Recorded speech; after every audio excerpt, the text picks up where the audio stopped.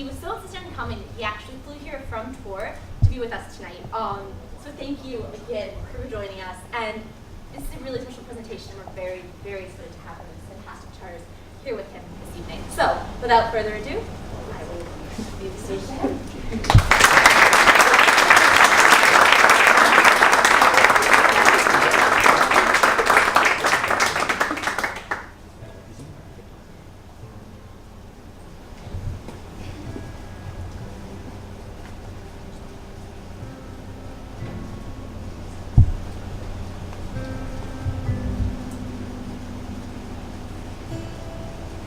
There's never a proper response when you're sitting at the doctor's office as he proceeds to tell you those are cancer cells they found in your body. My doctor doesn't wait for one, but rather he takes my distant stare into the sterile white walls as his cue to tell me to stay positive. After all, research showed that if treated early, testicular cancer has a 95% survival rate, and just then I was tempted to say, 95% means nothing if destiny doesn't intend me to be a part of that statistic. But I bite my tongue. Kept my eyes fixated across the room, waiting until he was done. Explaining the process of what's meant to happen next, he says step 1 involves cutting a 4-inch incision beneath my belly. Then with a probe, guide the entire right testicle up through the pelvic region. Extract it through the incision. Now imagine there I am, pumped with anesthesia, counting down slowly from 10, each second maliciously haunted by the disturbing thought that when I wake, I will never be whole again. Now it's off to step 2. Nauseated and confused, I quickly learned that Percocets and poetry writing just don't mix. When I pop them on the hour, every hour, because as every hour ticks, the pain returns, radiates through nerves like tattoos being etched from the inside. So I gotta pop pills until I feel the pain begin to subside. My doctor says all I can do is wait until the incision heals, wait for the pathology report, wait to see if the cancer was caught in time, wait to get back to my right state of mind, wait for sanity, wait for a miracle, wait for a blessing. It's so unsettling that when it comes to cancer, there seems to be a lot of waiting for the unknown.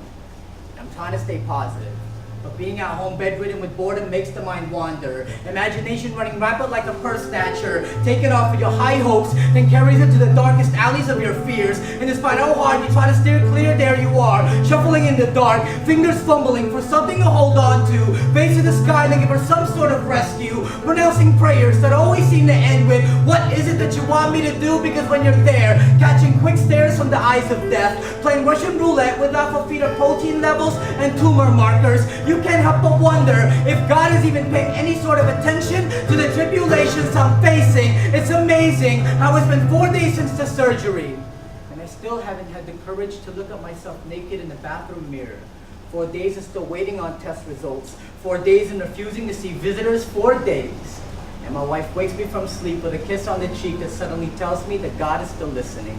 And he speaks to me through her, tells me that nothing occurs without his touch. And though this episode right now might seem too much, just know that it's happening for a reason. To change me the same way he changes the season, because God doesn't give you dreams to taunt you, and God doesn't give you anything you can't handle, and God rebuilds, he doesn't dismantle. So here I am, broken but still beautiful, thankful to be blessed by the presence of family and friends, a loving girl, a beautiful audience, and a 4-inch scar that I now pass off as a stab wound I got from a knife fight because I'm hardcore like that. But I'm alive, and I've survived, so give me the choice to ride or die, and I'll spread my arms to the side to touch both ends of the earth. Damn right, me and my one testicle's taking over the world.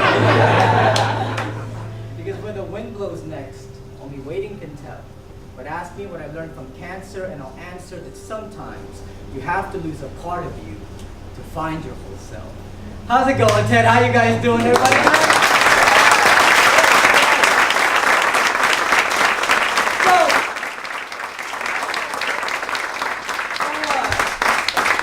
By round of applause, how many of you can positively say that this is the first time you heard a TED Talk where the guy actually starts to talk off by talking about his testicles? Makes me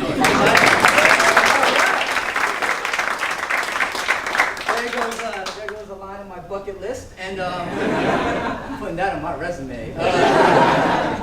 This is my brother-in-law, Jolin. Both of us were storytellers. I tell stories with poetry, and he tells the same exact story with music. And we have been merging the two together for over 5 years now, right? But the story isn't what's important. What's important is the right story at the right time. And believe me, up until 1 minute before we got on this stage, I was still debating whether or not I would start everything with that poem.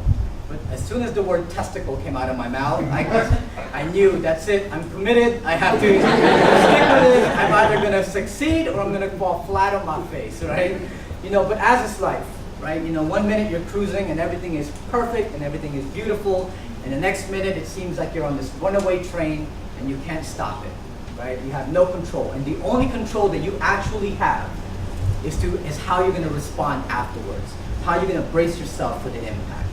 In my life, I've had to brace the impact twice, right? And we're not talking about fender benders here. We're not talking about the daily things that we get caught up in bills and career. I'm talking about head-on collisions that have the ability to just destroy everything around you. The first time was cancer, right? I remember being at the doctor's office, the day that they told me about cancer, and everything just happened so fast, right? Because 1 minute, one day I'm having pains in my groin, and within that same week, I'm already getting prepped for surgery. And you have really, at that point I had no control. There's nothing I can do. This train was already taken off and I'm just gonna have to ride it for what it is. But I knew I needed to control something.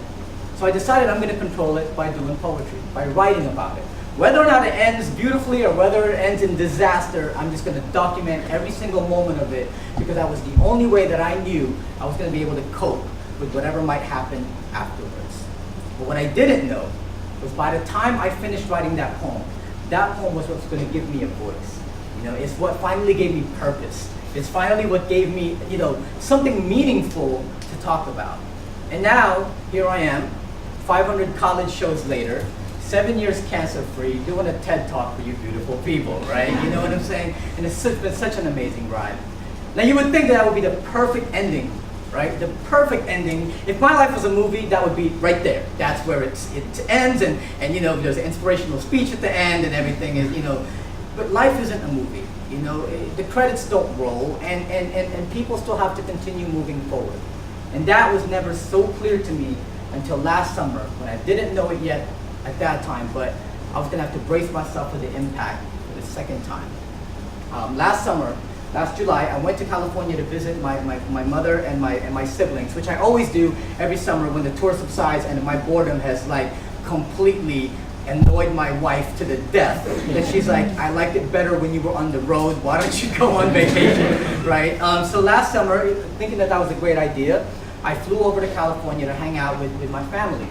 And this is what I did for 3 weeks while I was in California. I would wait until my sister gets off work, and then she would come home and we would sit on the couch, laptops open, watching television, and not say a single word to each other for 4 hours, right? Have you ever loved somebody so much that sometimes you don't even need to talk? You don't even need to entertain. You just love being with each other so much that just being in each other's presence was enough. Now don't get me wrong, when me and my brothers and sisters are all goofing around, we are the biggest jokers, but in this instance, we just love being there, just with each other. Well, on the last day that I was supposed to fly back to Florida, my sister came home very early from work, and I looked at her and said, well, what are you doing home? You don't get off for another 3 hours. And she said, well, I had to come home because I've had this headache that has bothered me for over 3 days now, and it hasn't gone away.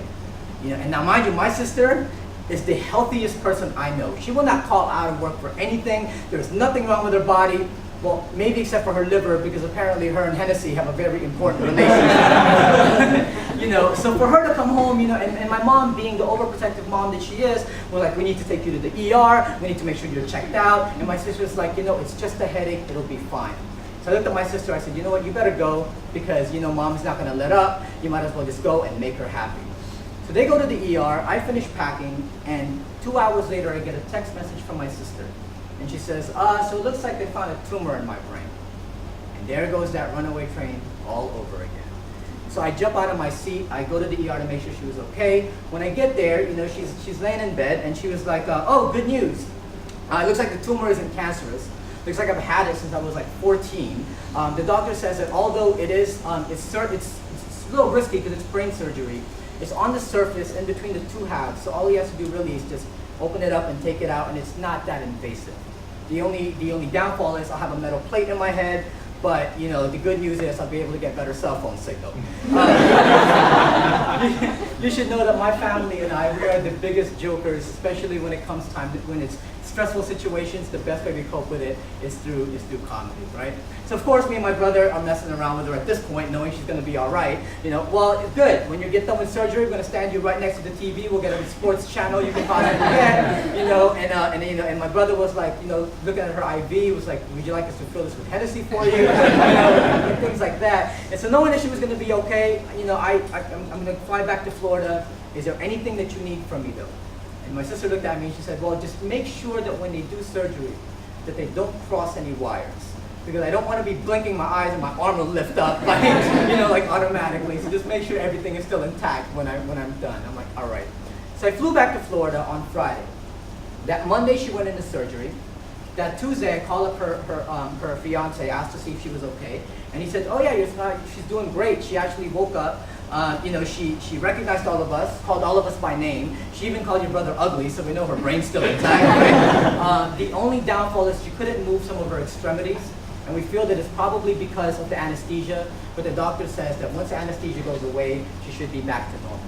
So that, great news. You know, my father, happy. However, on Thursday, 2 days later, I get a frantic phone call from my mother. My mother calls me and says, you need to get back here. And I said, why? She goes, somewhere in the middle of the night, they rushed your sister back to the ICU because a blood vessel hemorrhaged in her brain and she fell into a coma. And that's when the train was seriously going. So I flew back to California that Friday. By that Monday, the doctors had already pronounced her brain dead. And they were telling us that we needed to figure out when we're going to pull the plug. Not if, but when. So we decided to sleep at the hospital that night. We slept in the waiting room, and I couldn't control what was happening. I felt so helpless. Seeing my sister with tubes and everything, I just felt so helpless. So I went back to when it happened to me. What could I control?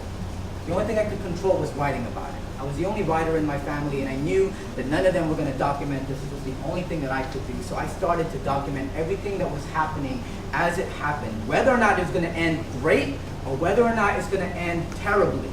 Because there we were, still sitting in the waiting room, hoping that she'll still wake up, that the doctors are wrong. The only problem was I just didn't know how to start it. But as I was watching TV that night, my mind was wandering. This show came on, Animal Planet. Planet, and it was a documentary, and they had a segment on there, and it was funny because they talked about the woolly caterpillar, and apparently when the snow falls in the winter, the woolly caterpillar crawls into a crevice and freezes to death. Its blood stops flowing, its lungs harden into ice, its heart comes slowly to a halt. The heart is always the last to go, but when the snow melts in the spring, the ice thaws from its ventricles, the crystals dissolves from its lungs, and just as slowly as it died, the woolly caterpillar awakens and comes back to life. For 120 hours, we waited for my sister to wake up. My family mumbling prayers around the doctor who tells us she fell into a coma when a blood vessel hemorrhaged, and my father hasn't stopped praying since. My stepfather searching the eyes of doctors for the answers to those prayers. My siblings pushing me into the room as though I could perform a miracle. My mother making twin towers of my arms the way she crashes into them now, while I attempted to believe that my faith far exceeds science and God would awaken her somehow. Awaken, sweet sister. Tell me that my tears the size of mustard seeds will fall upon your cheek and move the mountain of swelling in your brain. Tell me that the same God who makes all things possible can still live up to his name, because right now that name belongs to your mother, who's cursing God for being too coward to make up his own mind as she stares at the medical forms granting the hospital permission to let you die. If he wants her, then take her, she says. Who am I to decide? And by her side is your fiancé, whose fists are stones he's ready to throw if the doctor mentions organ donation just one more time. But your father, he sits still praying at your bedside, wrapping rosaries around your hands and tucking prayer cards behind your neck. God will resurrect my daughter, he says. Please, God, tell me she'll resurrect. How do I respond? How do I agree when the tubes of your IV intertwines around my throat, strangles my voice every time I plead? Awaken, sweet sister. Make this poem easier to write, Tonight, pull out the respirator in your throat and speak the words that will end this poem brighter than how it begun. Remove the tubes and we'll blow kisses into your veins that you may know where the true source of your life comes from, how it comes from your heart, how in this hurricane world you broke into tiny pieces, dropped them like care packages on our laps. You always had enough of it to give, which is why there are 200 people in the waiting room now, ready to give it back in case you needed to live. But on the 7th day, the doctor gave us the results of the last test my sister will ever take, and I swear I'm not built for earthquakes like that. My knees buckling like a bridge, my arms shaking too much to catch another one of my mother's crash landings. None of us was left standing. We were all falling through the cracks, falling until we hit the floor of her room that night. This is what rock bottom must look like. The nurse disconnecting her machines, our hands stretching to touch a part of her as we wailed, our tears dropping as fast as her heartbeat, our sanity vanishing with her breath. Faster it faded, my stepfather stroking her face. Faster it faded, my father presses her hand to his cheek. Faster it faded, we're still waiting on a miracle. Faster it faded, my face planted to my mother's belly. Mommy, this hurts. Faster it faded, and then it was finished. Monitors dropped to 0, and as her breath emptied and her heartbeat slowed, her fiancé removes the ring from her finger, ties it to his necklace, and says, how fitting. It was her heart that was the last to go. It was silent after that. Silent as my mother reaches over to close her daughter's eyes. My stepfather releases a long-awaited sigh. My sibling straightens the creases in her blanket while my father unravels the rosary from her hands, takes the prayer cards from behind her neck and slips them into his pocket, places a kiss on her forehead, her chest, and both her shoulders. Put in a good word to God for us, he says. And that's when I knew that all along we had failed to see the light at the end of this tunnel she was going through. Because while we were praying for her awakening, the awakening was really meant for us, to remind us that life is a coma we can still choose to wake up from. That faith means not having to wait for the sun to come, because sometimes the sun doesn't come, but we can still rise on our own. Her last breath has already blown life into the candles of our bones, with nothing more but a wish that we may live more fully. The woolly caterpillar freezes to death in the winter and comes back to life in the spring. For 14 years, it goes through the same cycle of awakening, waiting until the final year when its work is complete, then spins itself into a cocoon to be reborn a moth and fly away for good. So sleep now, sweet sister. You surrendered your life for too many winters. We'll take it from here. Sleep now wherever you wake. May you be reborn with wings on your back, fly into the sun, knowing when our own winter ends, spring will come and we'll see each other again. But until then, yeah, put in a good word to God for us. Thank you guys so much.